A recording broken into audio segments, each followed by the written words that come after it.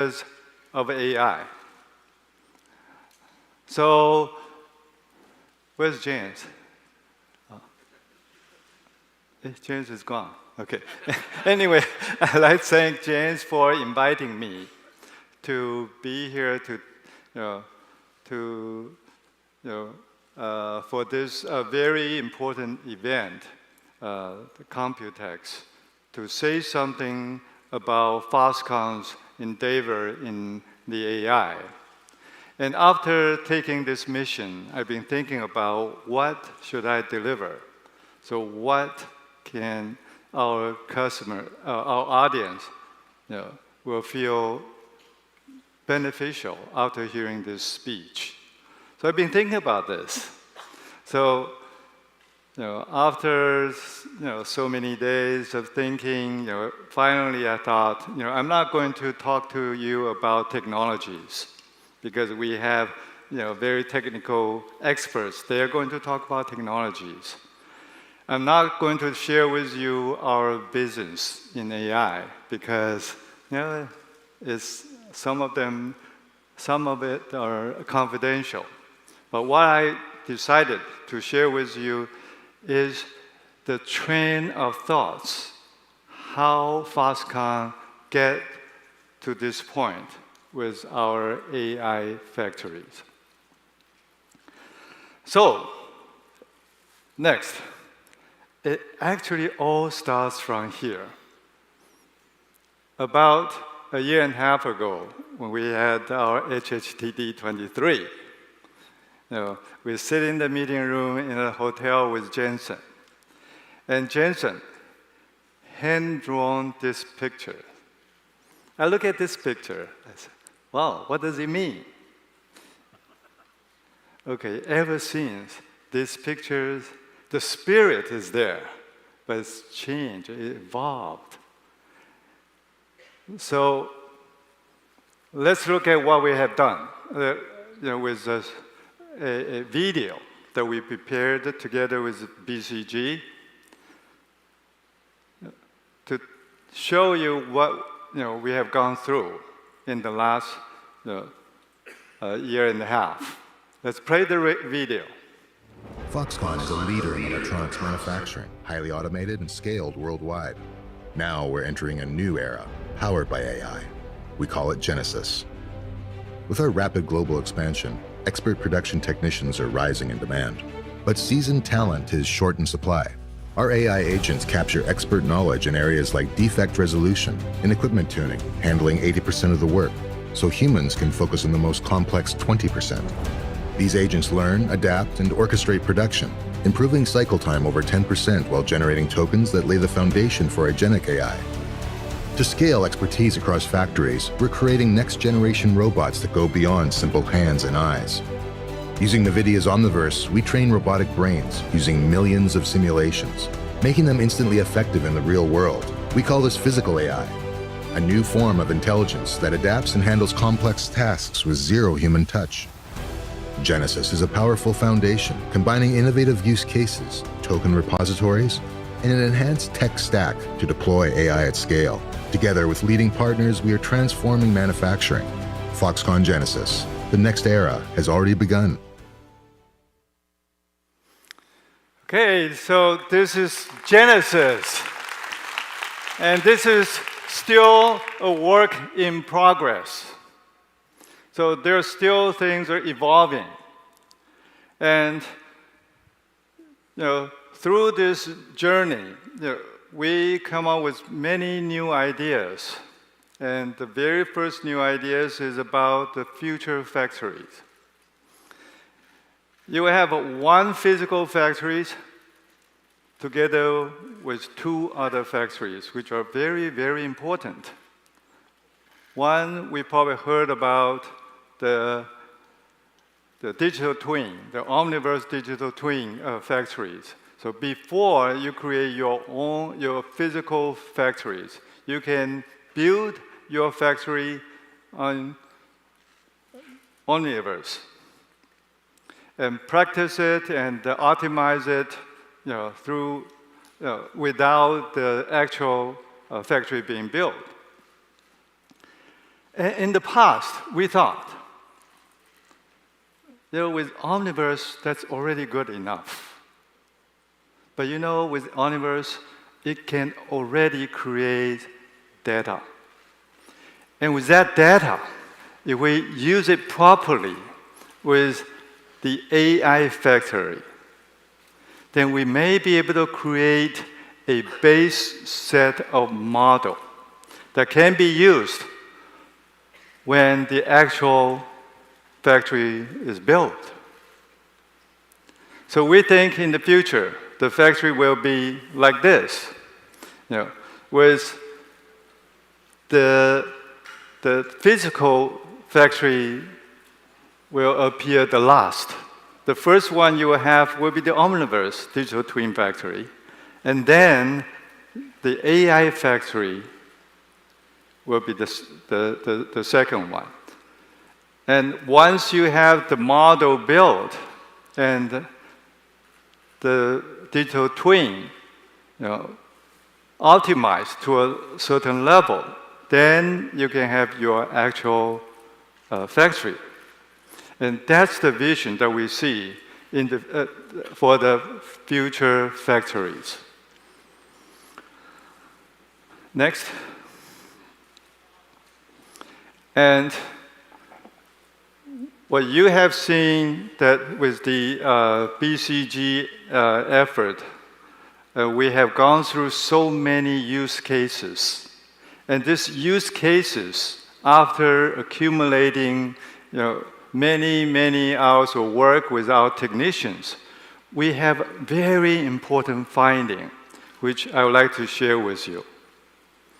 And before this experiment or this study, we thought, with GenAI, we can maybe replace every human. But very quickly, we realized, no, it will not. If you look at this chart, the white curve is a human technician. How many times it will take the technician to try to reach to a certain level. And that's typical human. And with the blue and the green line, this is done with GenAI's help. And you can tell with GenAI very, very quickly, with 2 to 3 times of trying, it can reach 80%. But after 80%, look at the curve. It flattened. Okay. So the human can do much better than the GenAI after 80%. So we come up with this temporary conclusion that with GenAI, it can help for the 80% of the work. The rest of 20% will still have to be done by the skillful workers or technicians. Okay, that's a very important finding I would like to share with you. Okay. Next. And because of the scale of Foxconn's factories, we have central divisions. And we also have many BGs. And the BGs, they have factories across the world. And how we can come up with an architecture that will be able to support this large scale and very complicated implementation. And the model, and at the same time, allows the model to evolve by itself. And it requires a very, very complicated, the architecture becomes very, very important. We're still, it's still evolving. But we think with this initial architecture, we should be able to get to what we want so that the model, the base model created by the central department can then be utilized by the BG's factory, all over the world. And then they can continue to train with their factory actual data. And those data and the trained models can then feed back to the central model. And the model in the central can then share the result to all the factories in the companies.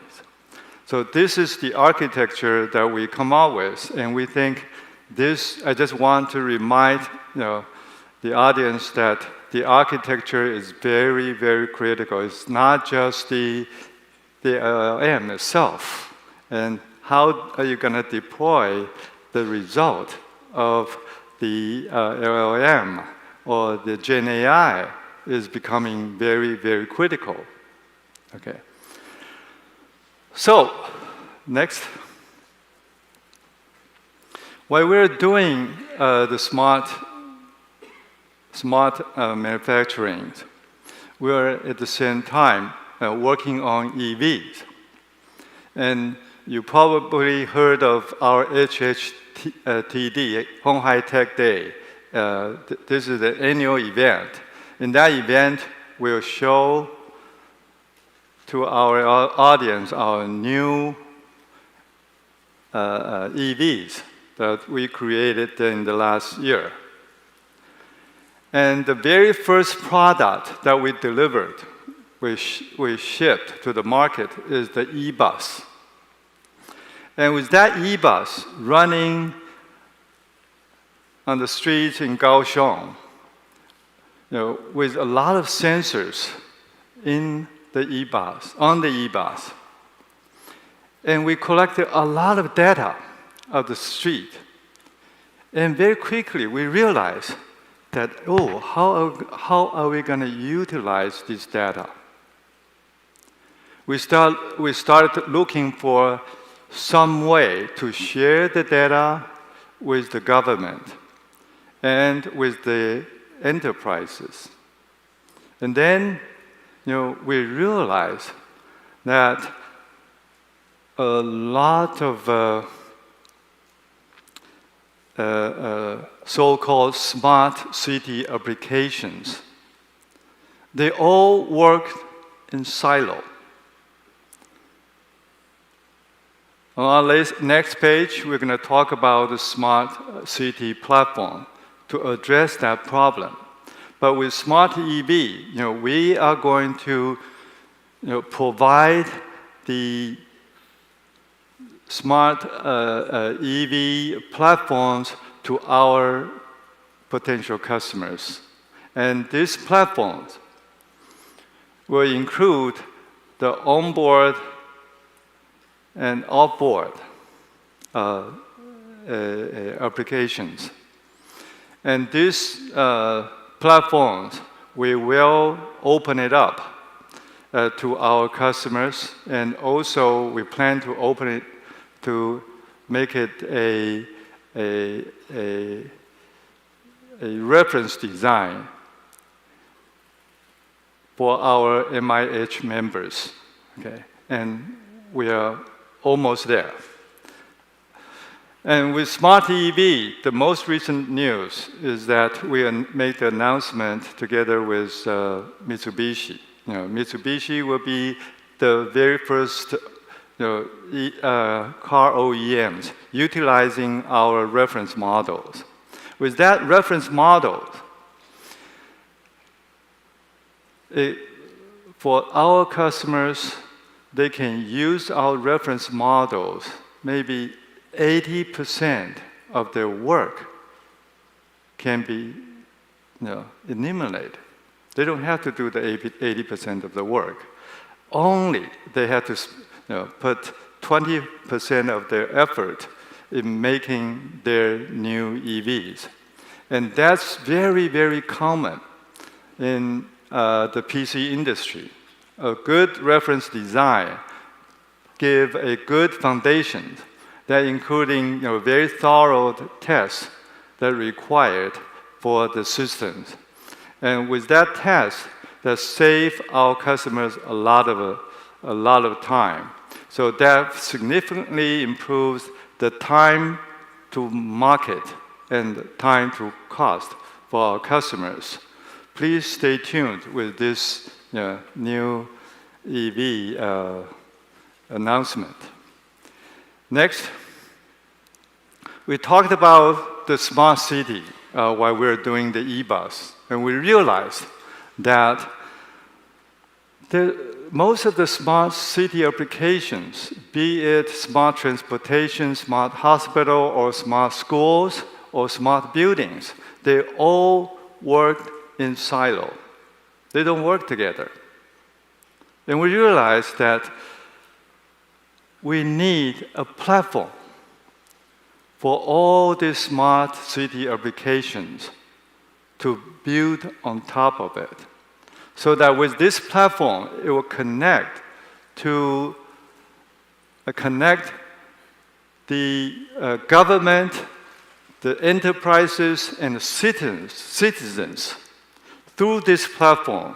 And this platform will support not only the data sharing, but also the knowledge sharing. Okay.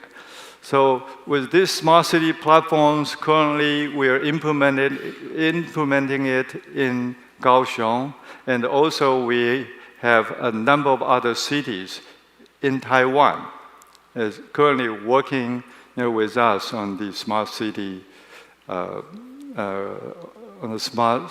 project. We also have cities outside of Taiwan working with us.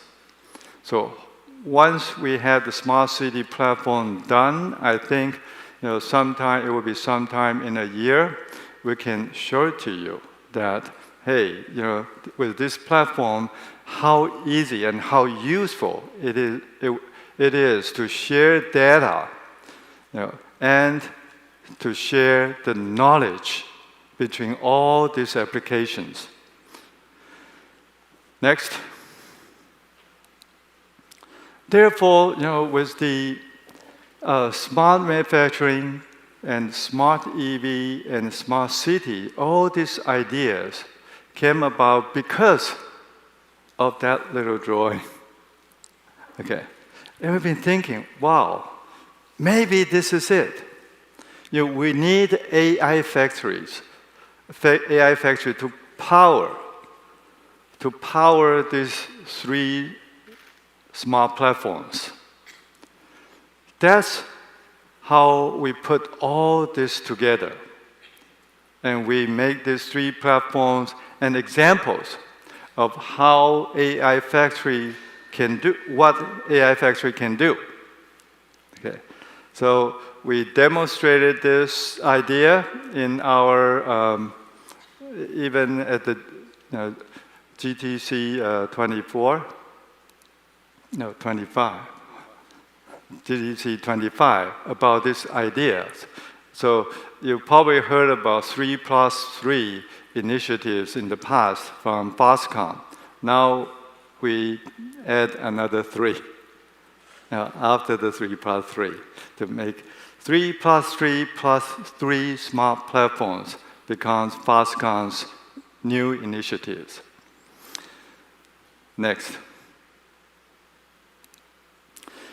With these three smart platforms, we need to find a model to support it. We've been looking for models that's adequate to support these three smart platforms. We keep looking and realize that most of the foundation models, they're all very generalized. Okay, they don't understand about manufacturing, especially the data. They're all numbers, but the numbers, from different machines means different things, and you have to have some understanding of this data in order to understand what it means. And with that finding, we also, together with EVs, also, it's not a general purpose LLM can handle. The general purpose LLM probably can answer, where you want to go, but what it know, if something going to break up, and the signal that sent from certain module means something will happen in the near future. And this knowledge and these tokens, they're all very, very different. If you don't have special training or special way of processing these tokens, it will give you not just illusion, hallucination, but also illusions or wrong answers. So therefore, we thought we better come up with our model to support these three applications. And therefore, the FoxBrain idea comes about. And it's built on top of course, open source models.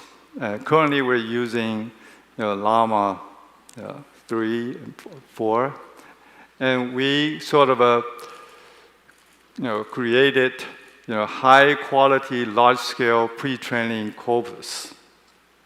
And Foxconn Kaohsiung data center will be used, and currently is being used, part of it, to build this model. And this first generation model specialized in reasoning, and that reasoning is a little different from the general reasoning because of the applications. Okay, so the agentic workflow for very domain-specific applications. And this is, FoxBrain is going to develop to solve the problem I just described.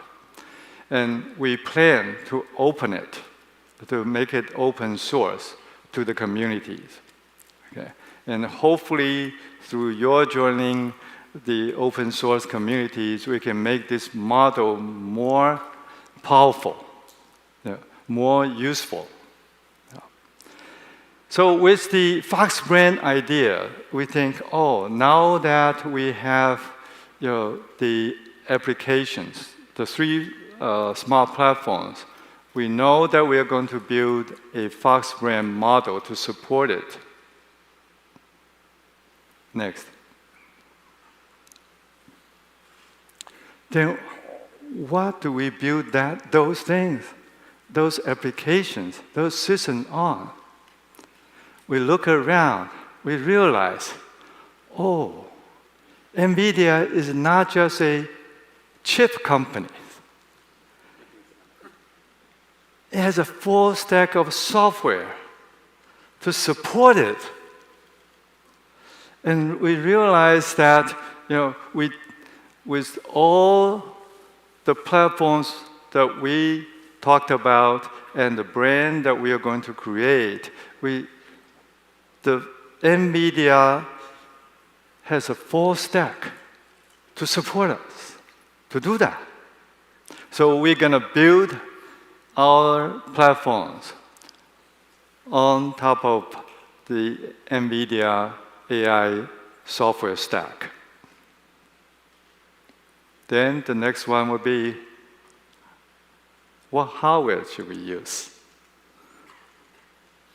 Right?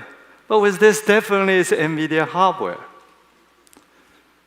So we need hardware to run it. We need a tremendous compute power to support it.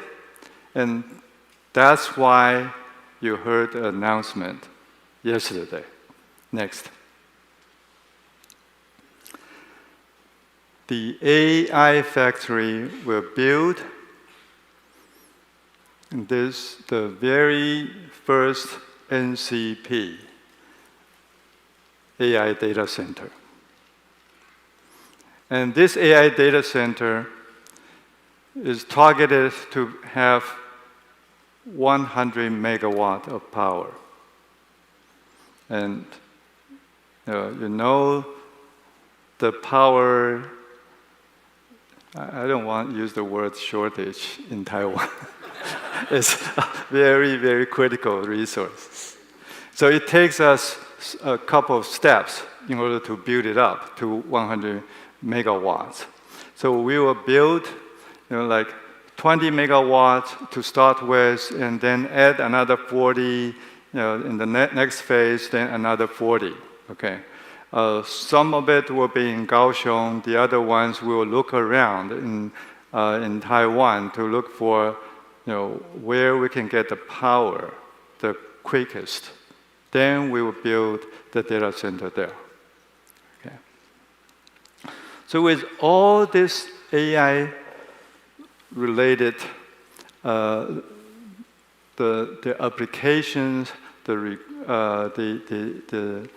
brain and the software stack and hardware and the computing power all comes within the last 18 months.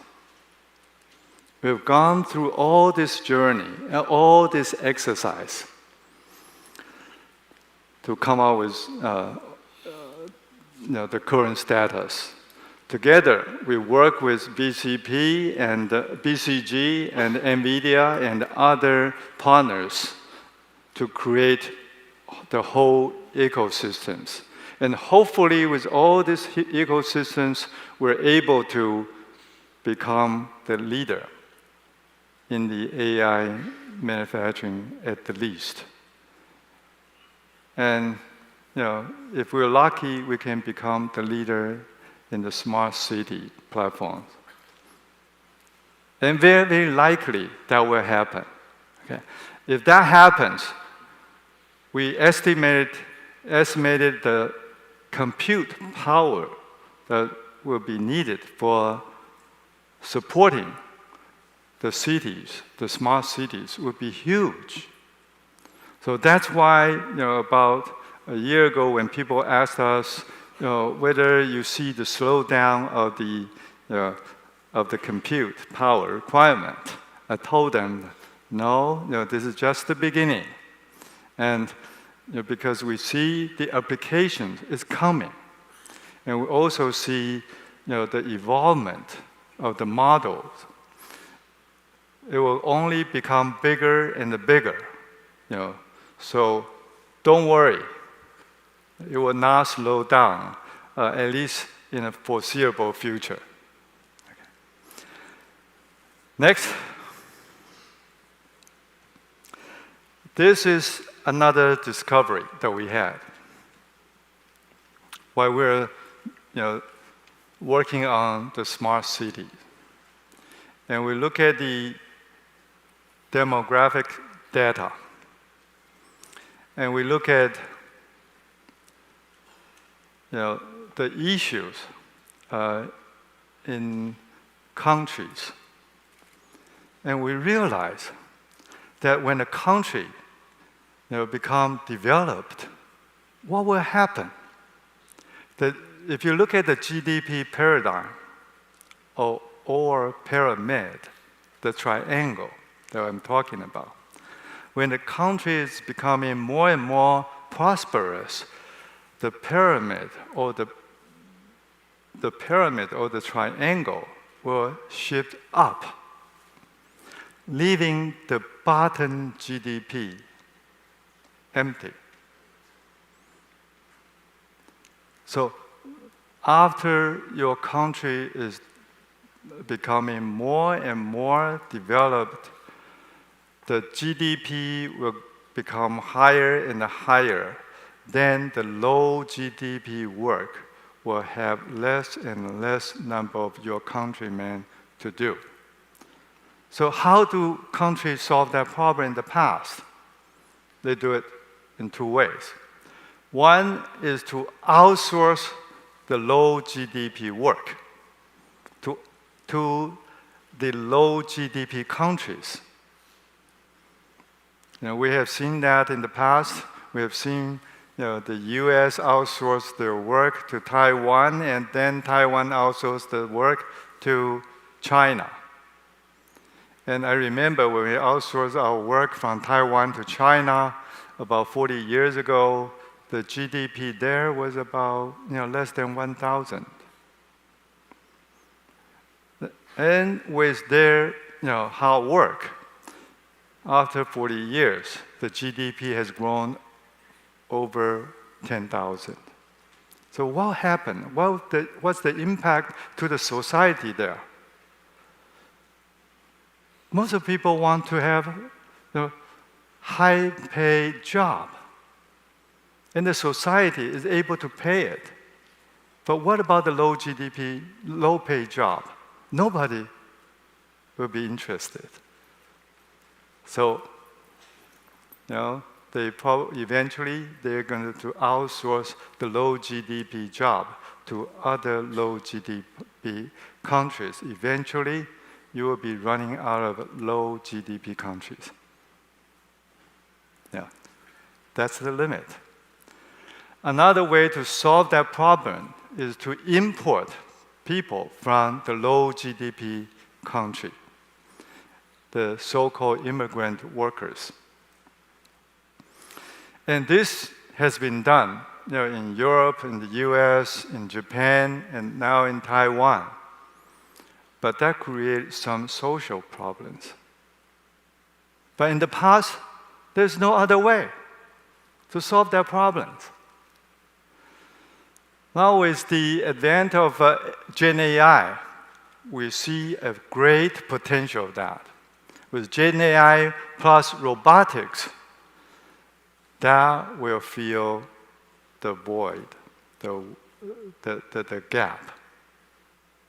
And that's the opportunity I see.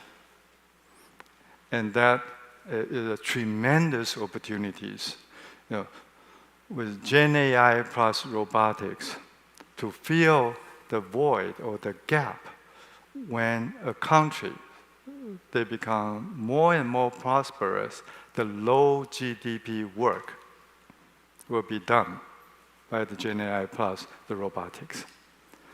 It's not the service, it's not the entertainment. I think that's the real challenge for all developed countries. Okay? So that's a great opportunity for all of us, and I urge you and the countries, developed countries, the leaders of the developed countries, to watch the development of this very, very carefully. Okay. So, I think that's the journey I would like to share with you. And as I said, we're not going to talk about the business. We're not going to talk about the technologies, just the train of thoughts, how we started and how we come out with the current stage. And as I said, this is going to evolve. And with working with partners like Nvidia, and the technology leaders, we think with our collaborative work, we are able to accelerate that progress. Okay, so before I introduce, this talk is broken into two parts. The first part, I'm almost done with it. The second part, we'll have our special guest joining us.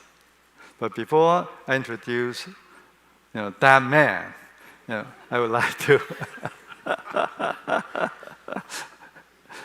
make a brief announcement that Foxconn will work with TechOrange to create Taiwan's leading robots community to drive innovation and the industry growth. Because of that GDP paradigm shift syndrome. Okay?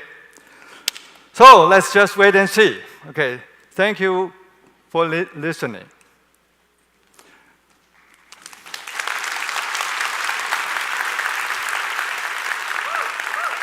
Is our guest here?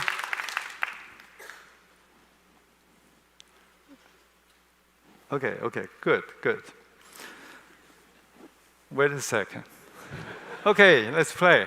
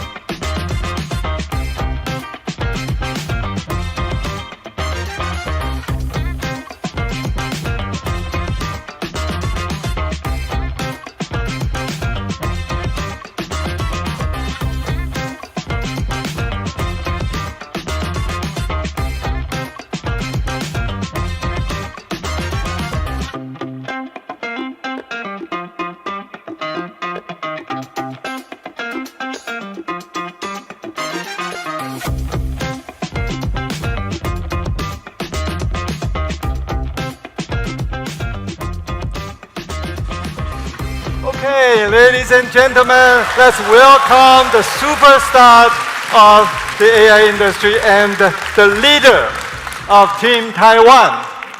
Go Team Taiwan! 大家好。I don't have to introduce him anymore, right? I still love being introduced. Jensen, I know you have a very busy schedule. Your keynote I yesterday honestly was have nothing else terrific. to do. Yesterday. Yeah. Thank you. I remember the last time we had our HTD 23 together. We rode in with a Beauty and the Beast, SUV. Do you remember? Beauty and the Beast. The car. Oh, okay. The car. In that car, I have to give you, let you know a good news about it. Has been chosen by Mitsubishi to become their car. Wow. And that car will be running on the road roughly about a year from now. Okay. With the luck you bring. That's awesome. And in the second half of the keynote, what I would like to do is to ask you questions and let you answer. Okay. Okay. So you know, it doesn't matter what you ask. My answer is always the same. I hope. I will ask. Actually, I collect a lot of questions from the industries and from people who care about you, and compile them into 3 categories of questions. Right. Number 1 is business related. Do you want me to start with the business-related stuff? If we start with business-related, I will go so long, and then we'll end with just business-related. So let's start with business-related. I'm afraid to hear about the other two. I'll keep him under control, okay? But it's not the question that you thought about the business. It's not about Nvidia chips or system business. It's about the Team Taiwan, the very first question. What is Team Taiwan from your point of view? Well, Taiwan is where our most important partners are. We've been coming here for 30 years. Yeah. And somebody did a count. We have 350 partners here. 350? 350. Wow. Of course, I don't know them all, but apparently, either directly or indirectly, we work with some 350 companies. And you know that the technology supply chain is incredibly deep here. Right. And it's much more complicated than people think. I made a movie the other day that I showed yesterday, and it just shows the breadth and the depth of technology that is here in Taiwan. And so, as a computing company, this is the epicenter of the world's computing industry. This is where it starts. And everything from the chips, of course, to the systems, and now increasingly, the pioneering work that is being done in the automation of robotic factories and building robots. You know very well, this is one of the largest electronic manufacturing regions in the world. Yes. And not only is it the largest, it's the most advanced. And the things that we build here are incredibly complicated. Now, you and I were talking about building GB200 servers. It has 1.2 million components. It weighs almost 2 pounds, completely liquid cooled. Each rack is a couple, $2-3 million. All these numbers. And numbers. Yeah, and so they're not that hard numbers. And just so you know, I rounded them all. It's 1.8 tons. It's 1.12 million parts. Yeah, so I rounded it up for your benefit.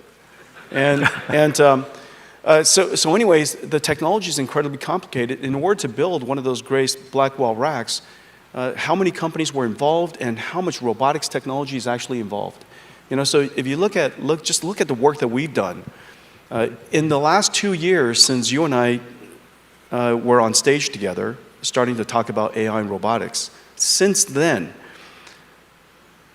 Foxconn is using Nvidia Metropolis for smart cities, Nvidia Metropolis for smart factories, Nvidia Isaac Groot for robotics, Nvidia Drive for autonomous vehicles, Nvidia Omniverse as the digital twin operating system for all of that. And yesterday we announced that we're going to build an AI factory for you to use, for me to use, and for Taiwan, the entire ecosystem to use. Yes. And so now Foxconn is going to be a world-class regional cloud provider, AI cloud provider. And so look at the breadth of work that we do together now. It covers literally every, not to mention for manufacturing inspection agents with computer vision and vision understanding. And so everything from agents to robots to, robots with wheels, robots that are orchestrating robots to build robots, And so this is. I've seen that. This is robots building robots. Yeah, this in is person. This is literally Foxconn. This is Foxconn. One of the most advanced technology companies in the world. You just happen to apply technology to manufacturing. We apply technology for technology's sake. You apply the technology to apply for manufacturing. And so it can't. We shouldn't be surprised, but everybody should be deeply impressed by the technology of Foxconn. Thank you very much. So did you notice? I just want to demonstrate something. It didn't matter what he asked. No, I asked only one question, and that question. That's where it is. Go ahead and ask me about my jacket. No. No, I just want to demonstrate something. Okay. I'm not going to ask about jacket. Okay. No, I just want to demonstrate. It doesn't matter what you ask. You answer the same thing. Okay. I see. Because from there, I was going to talk about Omniverse and robotics. Great salesperson. Anyway, my next question is: have you heard about TEMA? From who? TEEMA. It's an association, Taiwan Electronics and Electrical Manufacturers Association. Did I do something wrong? No. Oh, there's something he doesn't know. I was just made the chairman of TEMA. TEMA. Well, congratulations. Okay. TEMA. Congratulations. Did you do something wrong? I hope no. But anyway, it's the largest association in Taiwan with more than 3,000 members and accounts for over 50% of export value of Taiwan. Okay, aggregate number of workers in Taiwan. I thought Foxconn represented 40% of export. Well, 37%. Because our business model, we're worldwide, so the revenue counted in Taiwan is only about half. Okay. So TIMA is the association. I think most of the members are, most of your suppliers are members of TIMA. Okay. With this rapid changing AI industry, what advices do you have for your suppliers in the TIMA, as a TIMA member? Any advices for them? Yeah, I do. It'll come to me in just a second. But I'm just going to have to start. I do. So let me make an observation. In fact, vast majority of the industries, the companies focused on industries, has largely been left behind as during the software revolution. And the reason for that is because you're obviously industrial because you understand mechatronics. You understand mechanicals, you understand chemicals, you understand the deep physics part, the sciences part of industry. That industry was formed out of the last industrial revolution. And Taiwan is excellent in those industries. But when software came, it was a brand new skill, and those skills were quite unusual and quite unnatural for these companies. Number one. Number two, first observation. The second observation is that when AI started 10 years ago, it was very interesting, but not very useful. Not very useful for the industrial companies. And the reason for that is because the AI understands English, but it doesn't understand physics, which is what you need. Everything that you do needs physical understanding, physical intelligence. When I roll a ball underneath a car, my dog knows to either go underneath the car or go around the car. But the AI thinks the ball has disappeared out of this universe. And so we need to have physical common sense. Now we're developing both of those things. Now, why is AI so great? The reason for that is because you teach an AI, you don't have to program an AI. Software programming skills is no longer as vital as it was before. You have an opportunity to leap the software chasm and go directly to AI. In fact, I can prove it to you. Everybody is a software programmer now. The definition of a software programmer is somebody who programs a computer to do something. Right. That's a software programmer. Give me an example of somebody who can't tell ChatGPT to do something. And if you don't know how to even tell ChatGPT to do something, you say, ChatGPT, teach me how to teach you how to do something. Yeah. Isn't that right? And ChatGPT writes a very nice prompt and says, try this. And I say, okay. Isn't that right? Incredible. So this computer is now intelligent. And intelligent systems are easier to use.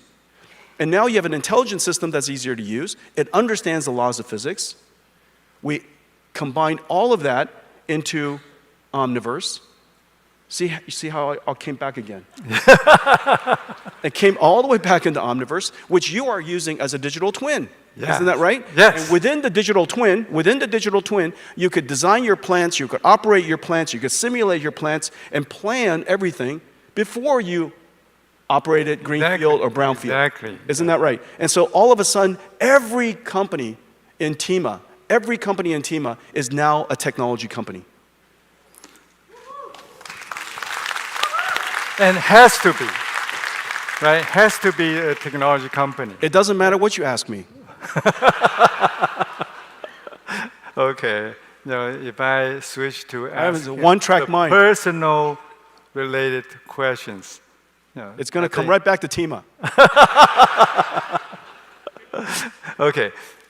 I think for TIMA, I think they heard it, and they will have to keep up with the AI and transform themselves to have more and more software capabilities. Yeah. Right? And in fact, Young, look, every company needs to do what Foxconn did. When you and I first talked about AI, you didn't talk about AI and read about AI and kept thinking about AI. You just started working on AI. Just get to it. You know, of course, the technology 2 years ago is not as advanced as it is today. Right. Right. But you knew that. You knew that it was going to get better. You knew that technology was going to get better all the time. Of course it does. It's getting better at 1,000,000 times every 10 years. 1,000,000 times every 10 years is like changing every day. And it is. AI is changing every single day. And so, but you engage it today with an expectation that these challenges that you're experiencing are going to get solved almost by itself. But you've got to get engaged right away. Everybody has to develop a system. We have a system available to you. You bring it to your company, and you know, Foxconn and I will build it for you. All the software is available for you. We're already integrated into all of your software developers, whether it's Cadence or Siemens or right, Dassault or Autodesk or whoever it is. We're already working with all of your software developers. Omniverse is integrated into all of that. Nemo is integrated into all of that. And so you could start trying AI. And it's amazing what you've produced in just the last couple of years. The demos you showed me, you know, your factories are basically complete digital twins, and they look so real. Yes. They look so real. Robots working inside it, incredible. So in the past, we have physical factories. Then we use Omniverse to create digital twins. That's right. And then we realize we need AI factories to support both of them. That's right. To make it more and more powerful. And all these changes evolve so fast. And the reason why it's evolving so fast is all because that man, you, created chips running so fast and advancing so fast every year. And my next question for you, do you see any limit in terms of a hardware speed, you know, for the AI? Remember, Moore's law ended. Moore's law ended because we're at the limits of physics. And so the cost of the transistor is going up, as it should. The energy efficiency of the transistors and the processors are not going up very fast, understandably. And so we have to try different skills and different techniques. And so we're developing multi-chip packages, 3D packages. One way to do that. The other way to do that, of course, is this incredible invention called NVLink, where we connect all of these chips together into one giant chip. You know, the size of the wafer is probably, you know, like this. And so all of these chips are working together as one. We used advanced mechanical systems and liquid cooling systems to compress the systems into one giant rack. But very importantly, software. You know, our architecture and the algorithms that we're developing on top of it allows us to reformulate the AI models, reformulate how the work is distributed across these supercomputers. The networking, of course, is a big challenge and a big opportunity. Instead of passing information back and forth, we could do in-network, in-fabric reduction. And so, you know, we all send our answer together for us to combine all the answers. But why don't we just send it to the network? The network combines the answers and already sends it back to us, so we don't have to receive it. So we reduce the amount of traffic, like practically in half. And so all of these clever ideas combined has allowed us to improve AI performance tremendously. You know, people say it's about, you know, I don't know, 2x every 6 months. I actually think it's probably working faster than 2x every 6 months at this point. You know, it's probably like 2x every 3 months. The combination of all these things, I call it full stack, but basically you're innovating chips, innovating systems, innovating at the data center, innovating the operating system of the data center, and innovating the model all at the same time. So from what you see so far, only the sky is the limit. Looks like it. Only the sky's the limit. And this is the really amazing thing, Young. So there's the computer industry that was created. And remember, the first time I realized this was going to be an industry, that the computer industry was going to be, was when Bill Gates, in one of his interviews, and he was so young, it was 1984, maybe 1985. I heard an interview where he said that Microsoft is not a maker of word processors or spreadsheets. It's a manufacturer of software. And at the time I heard it's a manufacturer of software. What does that mean? Software is so easy to manufacture. You write one copy, and the rest of it is duplicated, okay? And the rest of it is free. And so how would you create an industry where everything that you produce is free? Well, of course, he invented licensing. Yeah. And so yeah, I didn't realize what he had in mind was a whole bunch of lawyers. But more importantly, what he meant was there's a methodology, there's a production methodology associated with software, and look at all the software they produce today. It was a visionary idea, and now it's $1 trillion industry. Well, our industry, remember, AI is a great technology, but AI is also an industry in itself. Just as software, you got spreadsheets and word processors, but collectively, software is an industry in itself. AI is going to be an industry. However, the AI is going to be produced by factories. And so now you just have to think, how large is the automation, agents and robots industries that will support? And every one of those agents and robots will need factories to produce the tokens for them at all times. I think that we've unquestionably discovered, invented, created a new multi-trillion-dollar industry, which is the reason why everybody's so excited about it. Excellent, excellent. Okay, so the time is running short. I'm trying. I have so many other questions. Much as I can to exhaust all of the time. Thank you, thank you. Then I'm gonna skip some of the technology-related questions. I'm gonna go to the personal questions. I hope you will not be offended. Okay? Let's take a technology question. In China, everybody knows all my favorite restaurants in Taiwan anyway. No, it's not that. Everybody knows where I'm going to be this afternoon. It's not that. There's an old Chinese saying that every successful man stands a terrific woman. I'm not going to ask you who that woman is. But I want to ask you, do you? I hope it's the same one I have in mind. So, do you want to say something to her? Openly? Openly? I say the same thing to her every day. Love you, honey.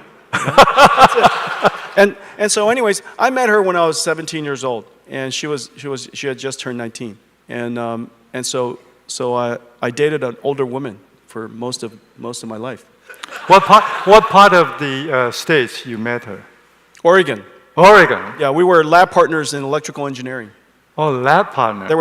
Okay, so imagine the odds. Imagine how smart you have to be to achieve this, okay? So there are 250 students in electrical engineering fundamentals. There were only 3 girls. I was also statistically impossible. Not only that, it is very clear who's the youngest person in class. I was 128 pounds going to college. Oh. I graduated at 132 pounds or something like that. Okay? I was 128 pounds. And so I looked like a kid when in a room of adults. And so I just went up to her, and I noticed this beautiful girl in the class. Listen. And I went up to her, and I used my superpowers. Superpower? Because I knew, just looking at the audience, who everybody knows what my skills are. And so I just told her, would you like to see my homework? Because those are my superpowers. The homework. Everybody has superpowers. And so I also told her that I don't know what grades you have, probably very good. However, if you study with me every Sunday, I promise you'll get straight A's. Every Sunday. And so I had a date every Sunday. Oh, I see. Very smart. Yes. Yeah. That tells us the reason why he is so successful starts from age 17. Okay, not just now. Okay, my last question for you is that everybody is curious about your jacket, but I'm not. Recently your watch is becoming very popular. I don't know. You don't know. Where's your watch? I don't wear a watch. But on the news, is that fake news? Yeah, it's fake news. Oh, really? Oh, that's a fake news. Yeah. Then I had to tell my wife, that's a fake news. I'm not going to buy you a watch at that price. Okay, that's a fake news. That's it? No, that's fake news. I don't wear a watch. I see no watch. I don't care about the time. Right now is all that I would care about. That's why I don't wear a watch. I'm 100% right here. Okay. He really confused me. Is that watch news a fake news? It's probably a fake watch. Okay, thank you very much. We're very happy to have you here, and through the conversation, we know the other side of Jensen, and hopefully it will help you, to know Jensen more besides his chips and his success in his business. Well, my chips are pretty good. and don't let anybody. But if I could say, Yang, I am delighted by our partnership. Obviously, we're manufacturing the most advanced computers the world's ever seen and ever known. And during our meeting yesterday, one of your leaders said, no one has ever manufactured systems this complicated. But very importantly, no one has ever manufactured supercomputers at this rate. Yes. Most of the time, you plan a supercomputer for 3 years, and you build one. We're cranking it out every hour. And so the idea that we're doing this at the scale that we're talking about is extraordinary. But that's the work that we do together for my benefit. The thing that I'm really excited is that you then use this incredible AI technology to revolutionize, transform Foxconn. Yes. And also to make it available for all of the Taiwan researchers and students and other startups and all the industries. I think it's a great example that you're showing. It's great that you're revolutionizing your own company with technology. You were an amazing technology company already before. Now you're an extraordinary technology company. And then everything that you do for Taiwan. So I'm very, very grateful. Thank you. Thank you very much, Jensen. Right. Thank you for your time. Thank you, everybody. Thank you. 谢谢。拜拜。